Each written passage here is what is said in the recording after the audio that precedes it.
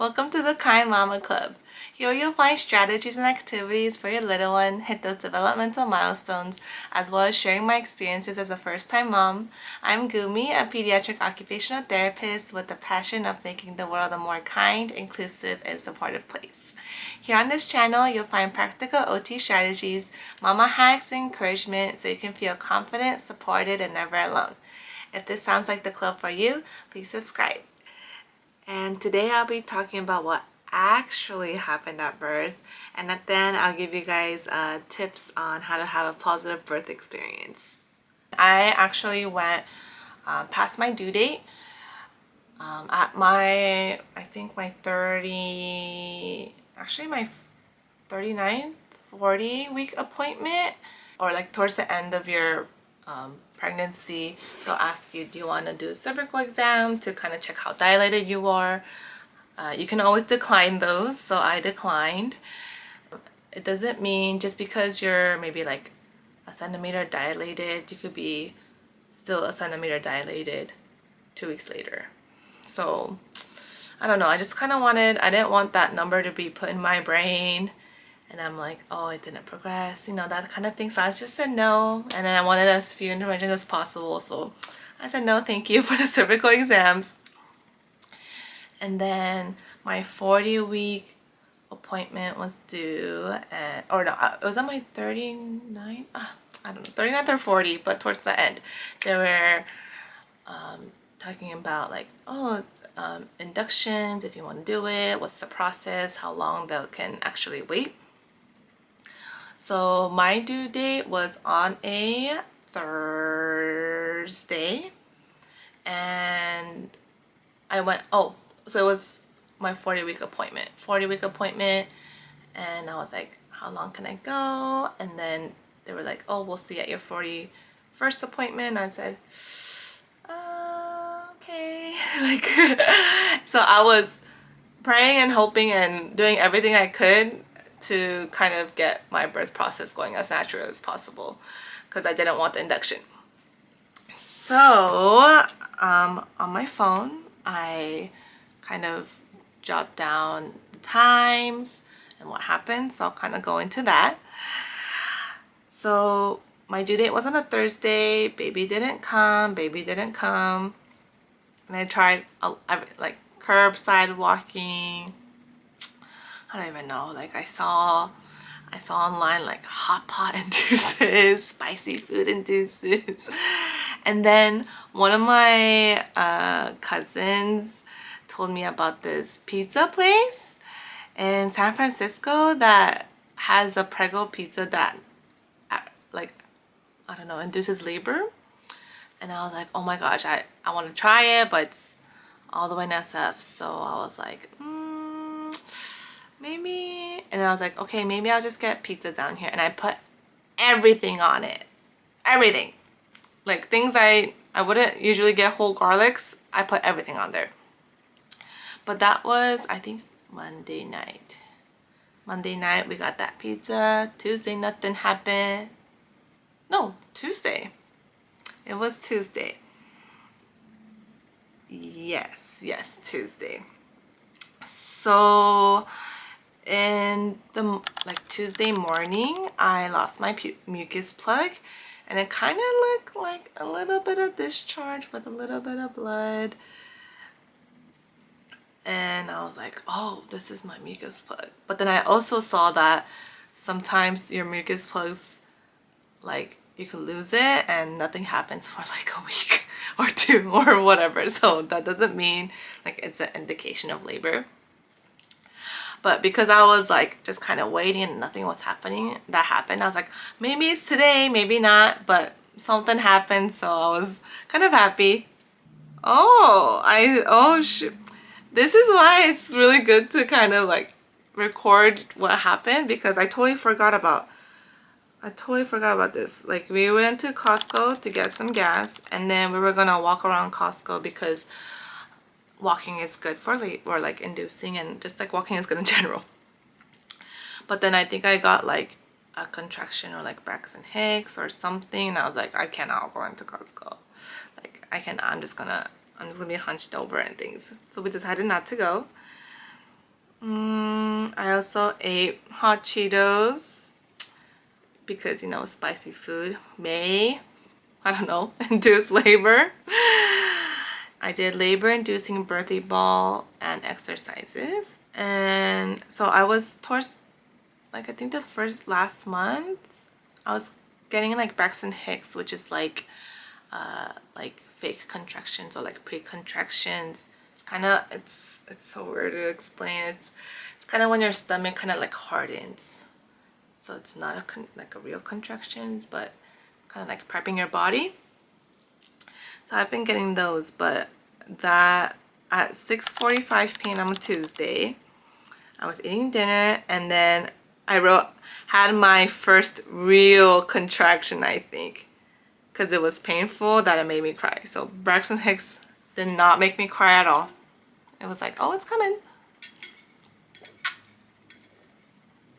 And then at 7:37 p.m., I guess more of my mucus plug came out, and it's slightly bloody and mucusy.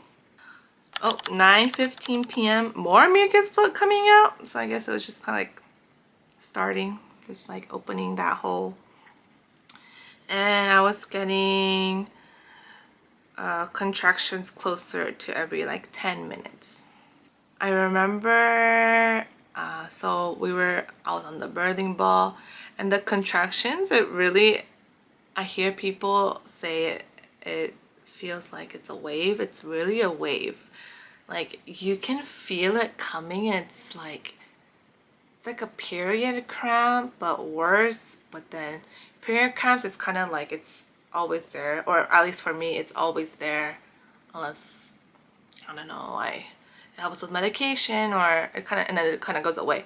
But the contractions, it like, you'll feel it, and you're like, oh, it's gonna come, and then it comes, and then it kind of goes away. It's so crazy. So I was using the contraction timer on my phone on an app, and my husband will help me with those hip squeezes during the contractions. And the worst thing for me was going to the hospital and getting sent back because I wasn't dilated enough, or whatever the reason was. So my plan was to labor at home for as long as possible until I'm like, okay, we have to go, or else I can't last the car ride anymore. So at 11:30, contractions were getting closer. It's still kind of about like, I wrote 7 to 10 minutes, and there's like a 411 rule where it's like, when to go to the hospital, use the 411 rule, where it's just like every 4 minutes you get a contraction for 1 minute that lasts an hour. So that was the 411 rule. And my contractions were it was not 411, but I was like, I have to go to the hospital, or else I cannot last a car ride, because I was like, and then I was like, yeah, I was squirming and things like that. And then a little after midnight, we went to triage, or they asked me like, how far were you dilated at your last appointment? And I said 0. And they were like, okay, or like, and then I was like, how long are your contractions, or how far apart they? And I was like, oh, every 6 to 10 minutes.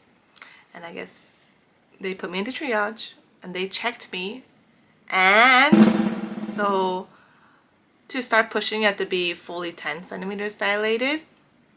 I was a 4.5 to 5. Woo! So I was like, I'm halfway there.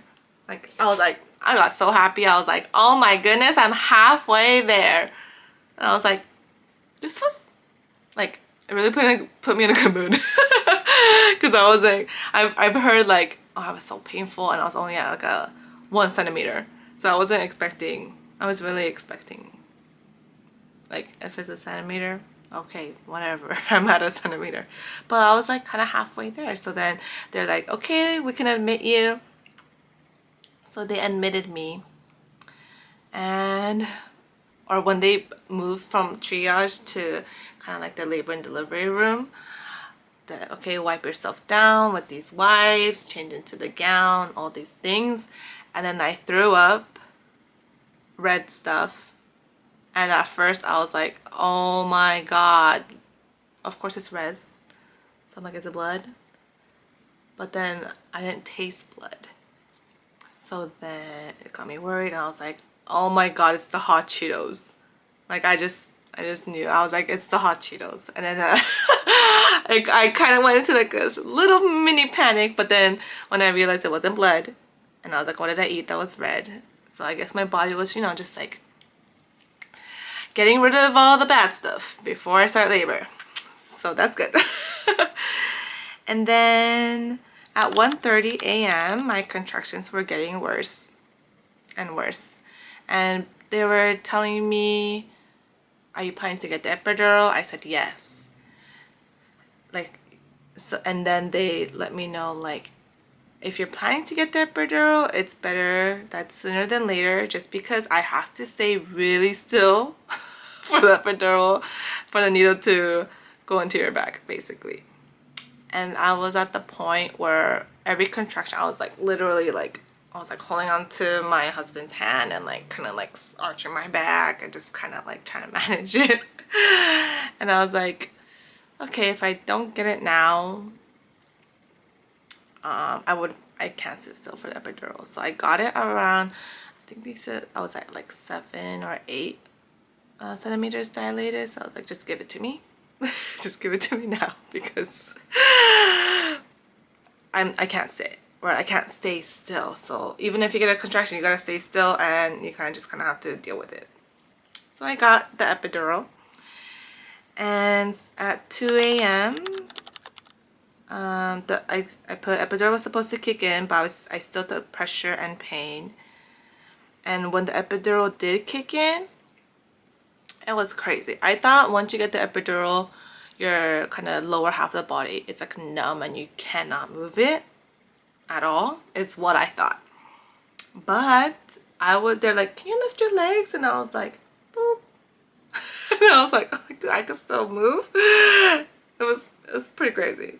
And then because I was able to, during like my labor or like the pushing process, I was able to move pretty well even with the epidural. Like, well, side-lying positions, I could kind of, like with or without help, I was able to kind of move. I even did the squatting at the edge of the bed, like squatting. I was like, well, like I can still move with an epidural. That's pretty cool. Like, that was interesting. And oh yeah, so with the epidural I was able to move. I don't know. Maybe you can, maybe you can't. Probably depends on the person. And then at like 2:15, 2:30, they checked dilation.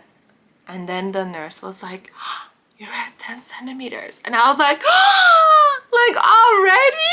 I was like, oh my God, like this is going great. Like, I started contractions at like 8 or something, like frequent ones. And I was at 10 at 2, like 2:15. And then, but then, so the nurse called the doctor, and the doctor came to check, and then they were like, oh, you're still kind of at like a 9. So not yet. And I was like, okay.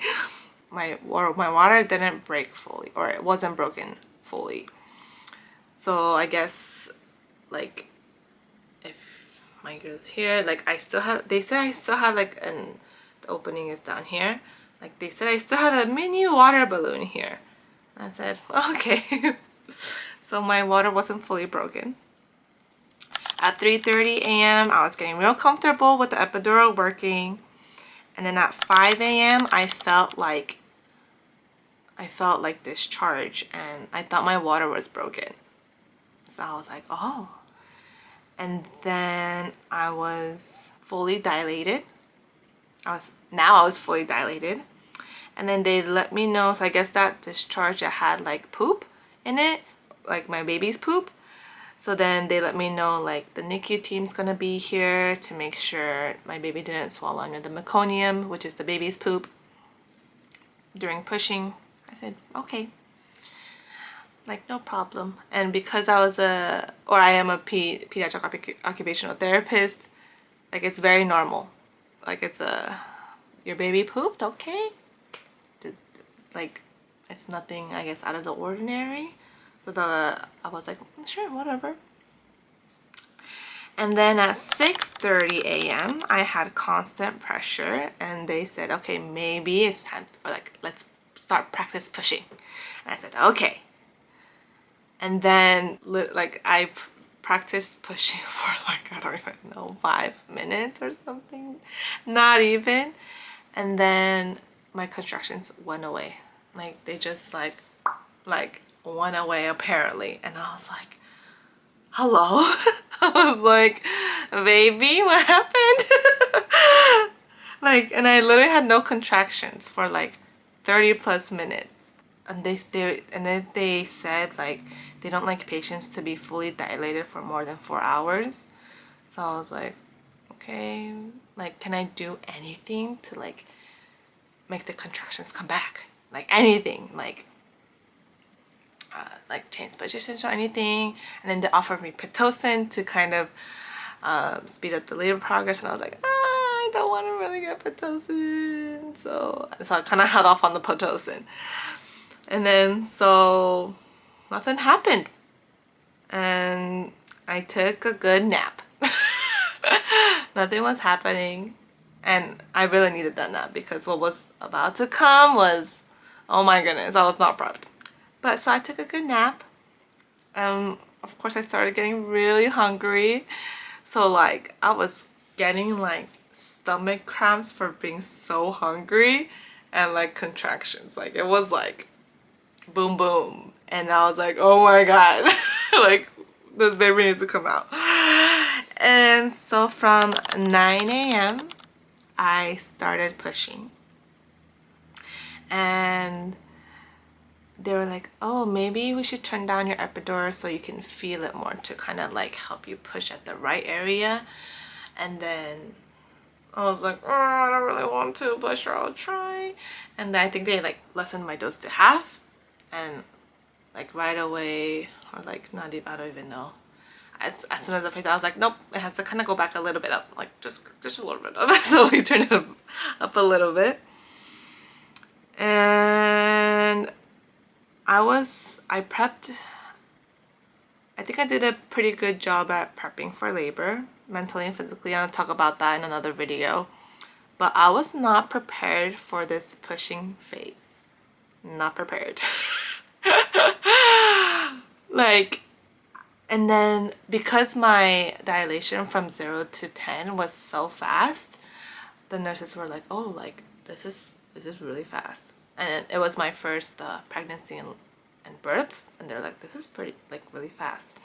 And they kept saying, like, during when I started pushing and nothing was really happening, like how many minutes, or how long does the pushing take, you know? And they kept saying, oh, it can range from, first times mom can range from like average 30 minutes to 4 hours. But her head, like, I guess her head was kind of like right there, or like kind of right there. So they're like, yeah, but her head's right there, so it shouldn't take 4 hours, something along the lines of like that, because she was kind of like right there already. So I was like, okay, yeah, sure, you know. And then I kept pushing, I kept pushing, I kept pushing. And I kept pushing, and nothing, and she wasn't coming out. Right? So I was like, but I don't even know like what time the NICU team came, or like how long the doctor was actually there.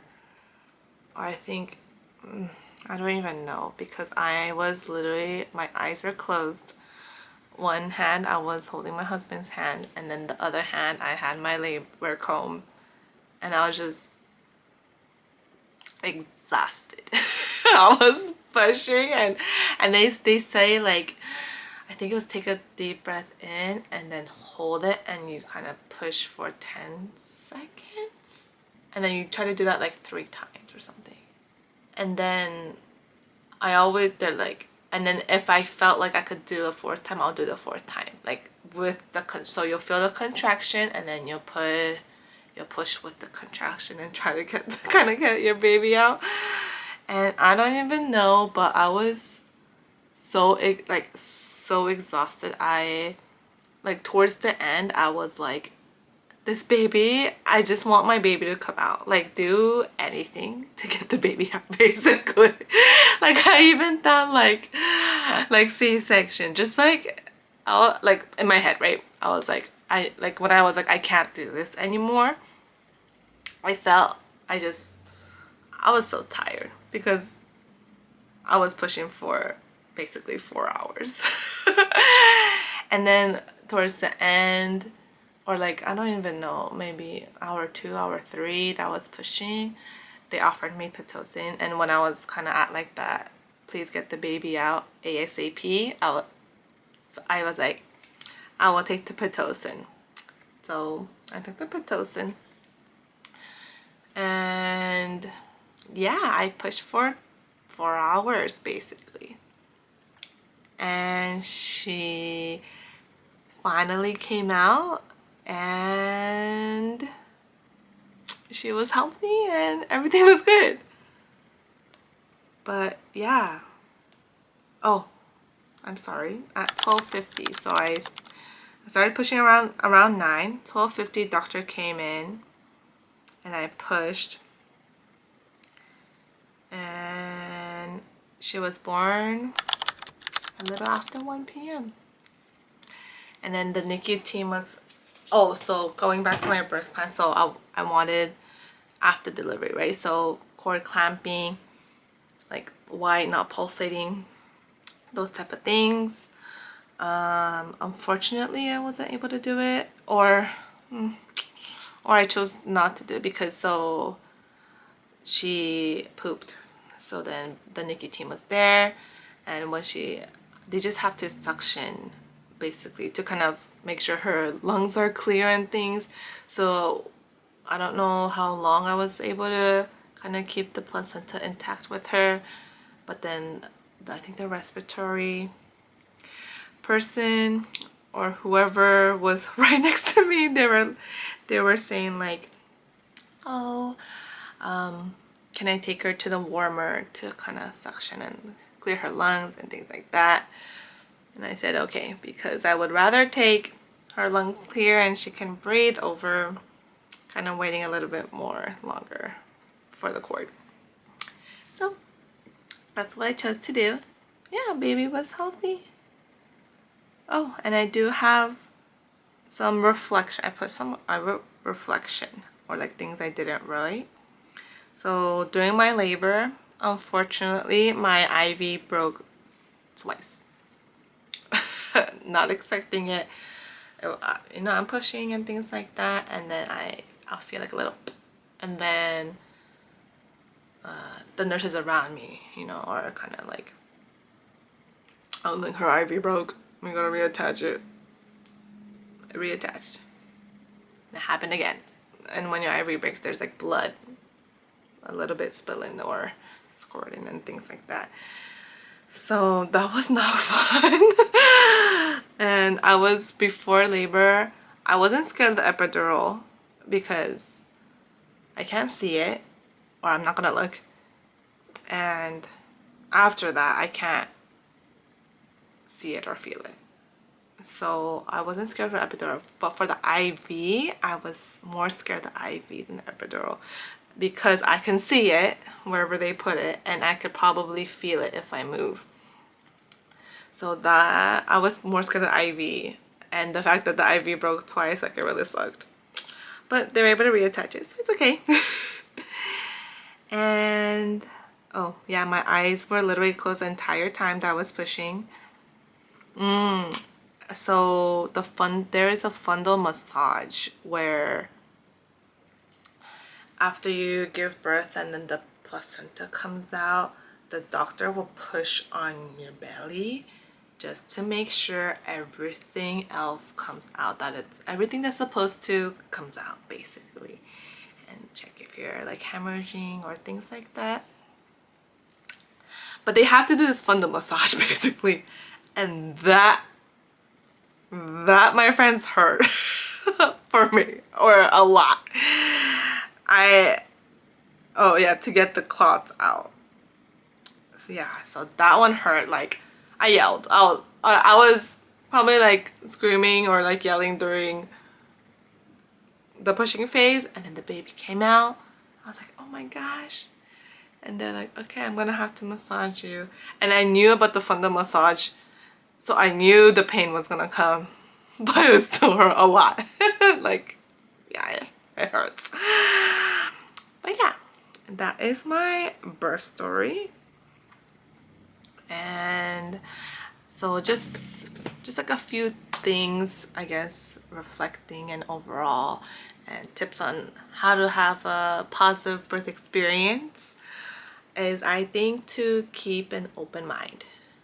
Like really, I think it really comes down to, you can have your birth plan, birth preferences, or like things that you do want, but even if it kind of goes off the plan and things like that, overall, I think if your baby is healthy when they come out, that's all we can kind of wish and pray for. So you can have a birth plan. So my preferred delivery method was vaginal, but I knew a cesarean could happen, so that's why I wrote like the emergency cesarean, and just kind of not being bummed about if it didn't go according to your birth plan, because I've also heard stories where moms, like their birth didn't go to how they wanted to, and they're kind of like sad and depressed about it. So